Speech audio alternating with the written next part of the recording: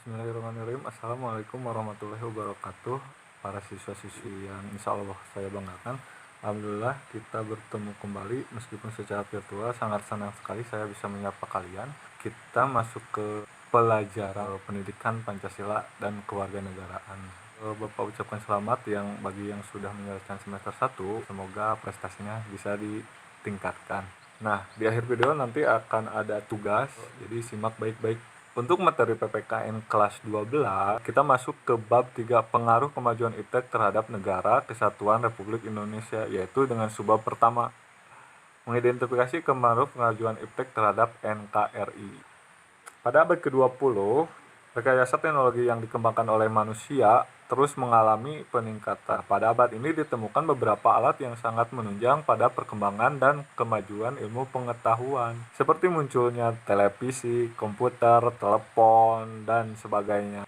Selain itu, perkembangan teknologi transportasi juga semakin menunjukkan bahwa dunia ini tanpa batas. Alat-alat transportasi seperti mobil, kapal, laut, pesawat, udara seakan-akan membuat jarak antar daerah bahkan antar negara sekalipun semakin pendek dan juga bisa ditempuh hanya hitungan jam.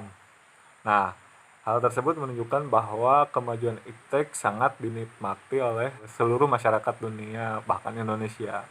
Nah, kemajuan iptek tentunya memberikan pengaruh bagi kehidupan sebuah bangsa, baik itu pengaruh positif maupun negatif. Nah, berikut ini dipaparkan bahwa pengaruh positif itu apa saja dan pengaruh negatifnya apa saja dalam berbagai aspek kehidupan. Yang pertama, pengaruh positifnya itu tidak dapat dipungkiri bahwa kemajuan iptek telah berhasil menanamkan nilai-nilai dalam kehidupan politik bangsa Indonesia yang selama ini dianggap tabu. Kemajuan iptek menjadikan nilai-nilai seperti keterbukaan, kebebasan, dan demokrasi berpengaruh kuat terhadap pikiran maupun kemauan bangsa Indonesia.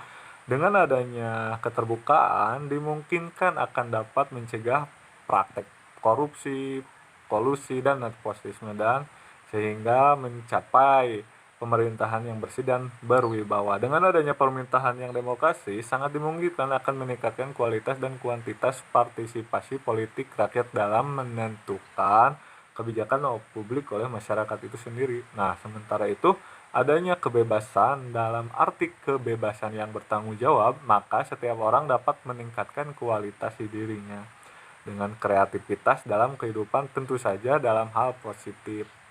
Dengan dilaksanakannya nilai-nilai tersebut akan menjadikan alat kontrol yang efektif dan efisien terhadap keberlangsungan suatu pemerintahan, sehingga pada akhirnya akan tercipta pemerintahan yang bersih, jujur, adil, dan aspiratif. Adapun pengaruh negatif lainnya dari kemajuan iptek yang mesti diwaspadai adalah munculnya gerakan radikalisme dan terorisme. Para pelaku gerakan tersebut umumnya adalah orang-orang yang memanfaatkan teknologi. Tidak jarang di antara mereka mempunyai keterampilan dalam merakit senjata dan sebagainya. Hanya sayangnya, keterampilan mereka tersebut digunakan untuk mengganggu keamanan negara sehingga stabilitas negara menjadi terancam.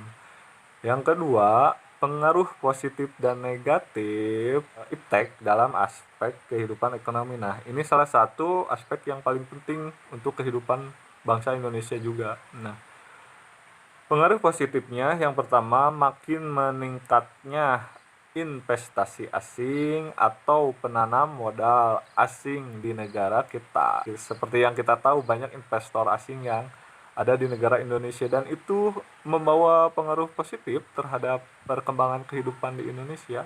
Ada poin 2 juga, poin 3 juga mendorong para pengusaha untuk meningkatkan efisiensi dan menghilangkan biaya tinggi. Nah, dan yang keempat, meningkatkan kesempatan kerja dan devisa negara. Nah, jadi income atau uang negara itu bertambah dengan adanya investor tersebut. Dan lapangan pekerjaan pun akan semakin bertambah. Nah, dengan adanya hubungan internasional atau pemanfaatan iptek ini. Nah, ada juga pengaruh negatifnya. Itu Indonesia akan dibanjiri oleh barang-barang dari luar. Wah, made in China. Kan kita suka baca tuh di mainan, di HP dan sebagainya. Bukan made in China doang gitu. Yang made in yang lain juga pun banyak. Yang kedua, perekonomian negara kita akan dikuasai oleh pihak asing seiring dengan makin mudahnya orang asing menanamkan modalnya di Indonesia. Kalau kita lihat daerah Majalaya pun banyak ya penjual-penjual Cina. Ya, itu salah satu contoh kecil. Nah, yang ketiga akan timbulnya kesenjangan sosial yang tajam sebagai akibat dari adanya persaingan bebas. Yang keempat, pemerintah hanya sebagai regulator pengaturan ekonomi yang mekanismenya akan ditentukan oleh pasar. Dan yang kelima, sektor-sektor ekonomi rakyat yang diberikan subsidi semakin berkurang. Nah, kalian bisa screen atau pause dulu videonya untuk kalau boleh bisa dicatat lah. Nah, dalam aspek yang lain seperti aspek sosial budaya, kita lihat pengaruh positifnya. Kemajuan teknologi dan informasi yang ditandai dengan munculnya internet dan makin canggihnya alat-alat komunikasi secara langsung mempermudah kita untuk memperoleh informasi, sehingga secara tidak langsung kita melakukan proses transformasi ilmu yang sangat bermanfaat bagi kita. Nah, selain itu juga ada informasinya tersebut, kita bisa mencontoh atau belajar banyak dari tata nilai sosial budaya, cara hidup, bahkan pola berpikir yang baik maupun ilmu pengetahuan dan teknologi dari bangsa lain atau negara lain yang sudah maju. Nah, untuk kemajuan kita sendiri dan negara kita sendiri.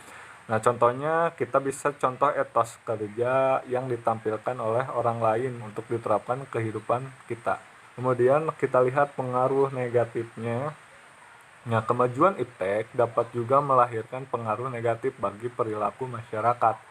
Seperti berikut ini. Poin pertama, munculnya gaya hidup konsumtif. Nah, konsumtif itu apa sih? Gaya hidup yang terus saja mengkonsumsi tanpa bereproduksi atau menghasilkan hal-hal yang bermanfaat. Kemudian munculnya sifat hedonisme, yaitu hubud dunia, berlebih-lebihnya mencintai dunia dibandingkan dengan akhirat. Kalau ketiga, adanya sikap individualisme, mementingkan sendiri atau kurang dalam bersosialisasi. Yang keempat, bisa mengakibatkan kesenjangan sosial. Yang kelima, munculnya gejala westernisasi. Nah, westernisasi itu apa, Pak? Westernisasi itu gaya hidup yang kebarat-baratan. Entah itu dari segi penampilan, karakter, sifatnya. Karena Indonesia punya ciri khas tersendiri. Kalau misalkan kita nuruti gaya hidup mereka, identitas kita akan hilang gitu, tanpa disaring. Yang keempat, dalam aspek yang lain, yaitu aspek hukum dan pertahanan dan keamanan. Kita lihat pengaruh positif iptek dalam bidang hukum diantaranya sebagai berikut. Nah, makin menguatnya supremasi hukum, demokrasi, tuntunan terhadap dilaksanakannya hak asasi manusia. Kemudian, menguatnya regulasi hukum dan pembuatan peraturan perundang-undangan yang memihak dan bermanfaat untuk kepentingan rakyat banyak. Makin menguatnya tuntunan terhadap tugas-tugas penegak hukum yang lebih profesional, transparan, dan dapat dipertanggungjawabkan. Yang keempat, menguatnya supremasi hukum atau sipil dengan menduduk antara polisi sebatas penjaga keamanan, kedaulatan, dan keterbukaan. Nah, kalian bisa post dulu videonya ya kalau mau dicatat. Ada pula dampak negatifnya, bukan hanya positifnya, karena negatif dan positif akan sering berbarengan ya. Nah, dampak negatifnya yang timbul adalah dalam kemajuan iptek dalam aspek ini antara lain akan menimbulkan tindakan anarkis dari masyarakat yang dapat mengganggu stabilitas nasional. Nah, itu pembahasan kita di subbab pertama, dan subbab untuk selanjutnya akan dibahas pada video atau part kedua. Jadi jangan lupa ya, kalau kalian punya waktu untuk subscribe, silahkan subscribe dan like juga. Nah, ini sebagai pengembangan pembelajaran yang insya Allah saya buat. Semoga bermanfaat, terima kasih. Dan untuk tugasnya, kalian sudah masuk klik absensi kalau sudah, dan menyaksikan video pembelajaran ini. Kalau ada pertanyaan, silahkan langsung chat ke saya atau di kolom komentar. Dan saya sangat senang kalau kalian mau berdiskusi. Jangan lupa diisi pertanyaan di bawah ini, jawabannya sudah saya uraikan tadi. Semangat, tetap terus terapkan protokol kesehatan 3M, memakai masker, menjaga jarak, dan mencuci tangan. Selebihnya semoga sehat. Billahi fisyabil haq. Wassalamualaikum warahmatullahi wabarakatuh.